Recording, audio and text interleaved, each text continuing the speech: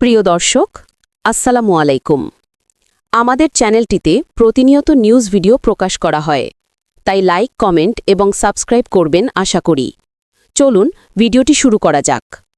Social মিডিয়ায় viral একটা পালাগান, তারপর দেশজুড়ে তীব্র সমালোচনা, মানববন্ধন আর শেষ পর্যন্ত বাউল শিল্পী আবুল সরকার গ্রেফতার। আসলে তিনি আল্লাহ আর সূরা নাস নিয়ে কী বলেছিলেন, কেন এত বড় ঝড় উঠল? চলুন ঘটনা পুরোটা জেনে নিই। মানিকগঞ্জের ঘিওর উপজেলা জাবরা এলাকার খালা পাগলির মেলা, তারিখ ছিল ৪ নভেম্বর ২০২৫। সেদিন রাতে এক পালাগানের আসরে মাইকে গান আর কথা বলতে বলতে কিছু সময়ের জন্য ধর্ম নিয়ে আলোচনা শুরু করেন বাউল শিল্পী আবুল সরকার। সেই পালাগানের কিছু অংশ মোবাইলে ভিডিও করে কেউ সোশ্যাল মিডিয়া ছড়িয়ে দেয়, আর সেখান থেকেই শুরু হয় বিতর্ক।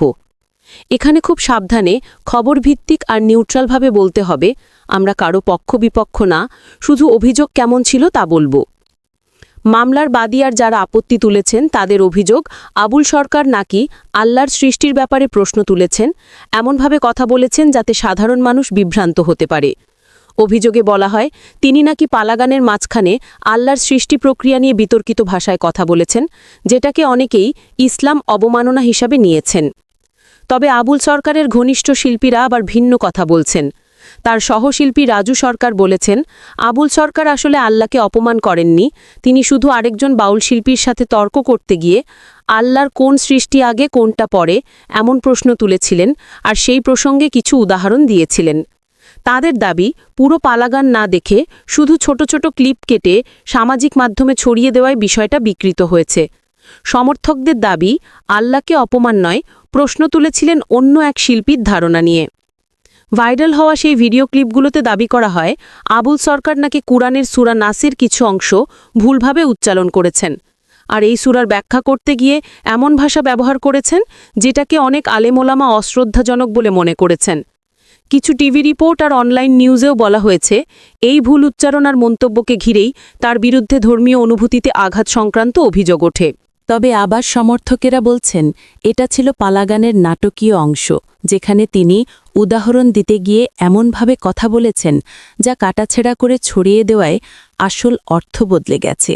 তাদের দাবি, পুরো পালা শুরু থেকে শেষ পর্যন্ত শুনলে বিষয়টা অন্যরকম মনে হবে।